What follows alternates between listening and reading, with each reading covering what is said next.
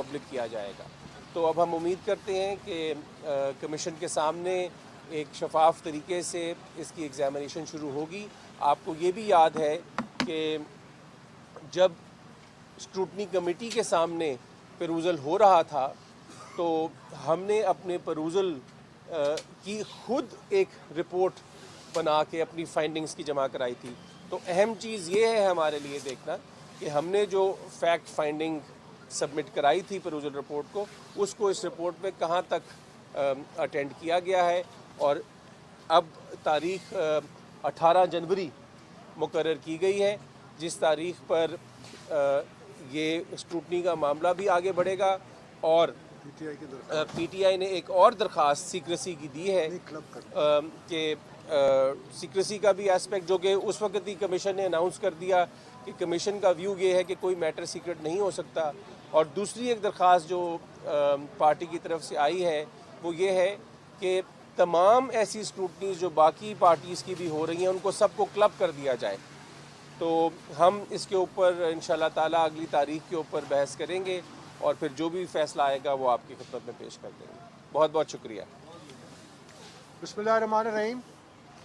آج ایک بڑا اہم دن ہے، فارن فنڈنگ کیس ہے جو 7 سال سے چل رہا ہے، اور آج جیسے کہ محترم وکیل صاحب نے کہا کہ پاکستان تحریک انصاف نے آج ایک نئی درخواست ڈالی ہے کہ یہ تمام جو کیسز چل رہے ہیں مختلف سیاسی جماعتوں کے خلاف جو انہوں نے 2017 میں داخل کیے تھے، میرا کیس تو 2014 سے چل رہا ہے، ان تمام کی اسکروٹنی مکمل ہو کے ایک ساتھ اس پہ کارروائی کی جائے اور فیصلہ دیا جائے۔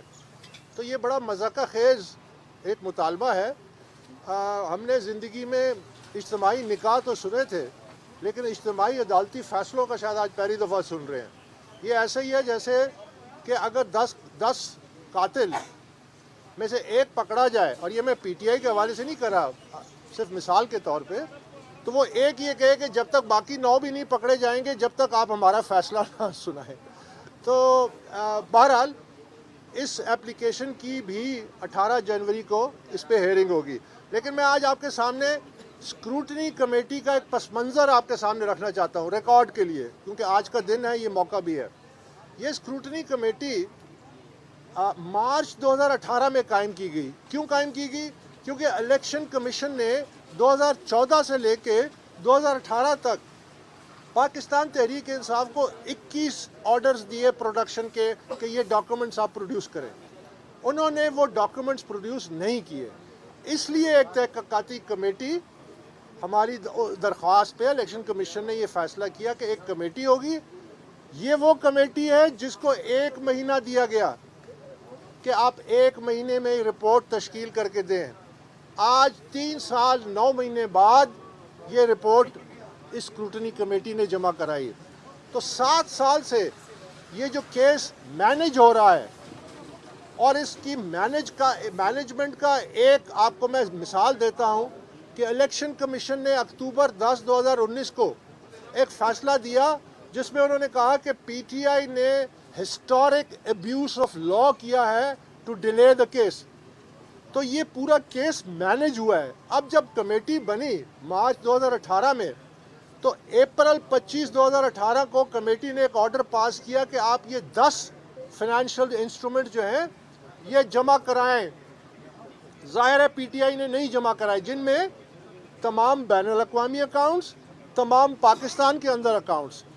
آج تک وہ آرڈر کمپلائی نہیں ہوا، کیونکہ ایک بھی بین الاقوامی اکاؤنٹ آج تک پی ٹی آئی نے جمع نہیں کرائے، جبکہ 6 کی ہم نشاندہی کی ہے جس کو تسلیم کرتے ہیں۔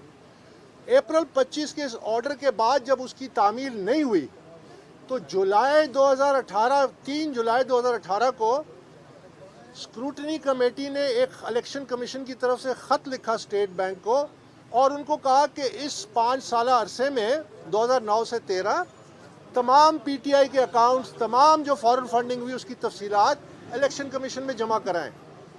اسٹیٹ بینک نے 12 جولائی کو خط لکھا تمام بینکوں کو، اور اس کے نتیجے میں 28 بینک اکاؤنٹ اسٹیٹ بینک کے توسط سے تمام بینکوں کے ذریعے الیکشن کمیشن میں جمع ہو گئے۔ یہ وہ اکاؤنٹس ہیں جو آج تک ہم سے چھپائے گئے ہیں۔ آج تک 3 سال 9 مہینے 3 سال ہونے کو ہیں، ہمیں آج تک وہ 28 اوریجنل بینک اکاؤنٹس ہم سے چھپائے گئے۔ اس کے بعد جب ہم نے اسکروٹنی کمیٹی سے درخواست کی کہ ہمیں یہ تمام مواد دکھایا جائے تاکہ ہم آپ کی مدد کر سکیں کہ کہاں کہاں غیر قانونی فنڈنگ ہوئی ہے، تو اسکروٹنی کمیٹی نے بارہا یہ آرڈر پاس کیا اور اپنے آرڈر شیٹ میں لکھا کہ یہ ہم آپ کو اس لیے نہیں دے سکتے کہ یہ پی ٹی آئی اعتراض کرتی ہے، پی ٹی آئی کہتی ہے کہ یہ اکاؤنٹس خفیہ رکھے جائیں۔ اب آپ اندازہ لگائیں کہ اسکروٹنی کمیٹی کی جو آزادی ہے وہ ادھر ہی اس کے شکوک پیدا ہو گئے۔ اس کے بعد جب یہ معاملات آگے بڑھے تو ایک اور بڑا مائل سٹون آیا جب الیکشن کمیشن نے جون 2020 کو اسکروٹنی کمیٹی کو ایک ڈیڈ لائن دی کہ 17 اگست 2020 تک آپ اپنی رپورٹ جمع کرائیں۔ اسکروٹنی کمیٹی نے 17 اگست کو وہ رپورٹ جمع کرائی۔ 27 اگست کو الیکشن کمیشن کا ایک اپنا آرڈر موجود ہے اور چیف الیکشن کمشنر جو موجودہ ہیں ان کے دستخطوں سے، جس میں انہوں نے اپنی اسکروٹنی کمیٹی کی پہلی رپورٹ کو ربش کر دیا، انہوں نے ریجیکٹ کر دیا۔ انہوں نے کہا آپ نے ٹی آر پہ عمل نہیں کیا، انہوں نے کہا آپ نے ہمارے احکامات پہ عمل نہیں، انہوں نے کہا آپ نے ثبوت کی ویلیڈیشن نہیں کی، انہوں نے کہا کہ آپ کی یہ ذمہ داری تھی۔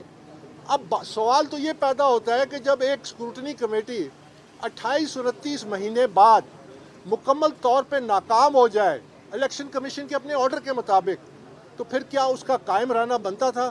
بہرحال چونکہ ہم مجبور تھے، ہم تابع تھے، ہم الیکشن کمیشن کے تابع ہیں اور ہم ان کی عزت کرتے ہیں الیکشن کمیشن کی، تو ہم نے اس پروسیس میں انڈر پروٹیسٹ ہم چلتے رہے۔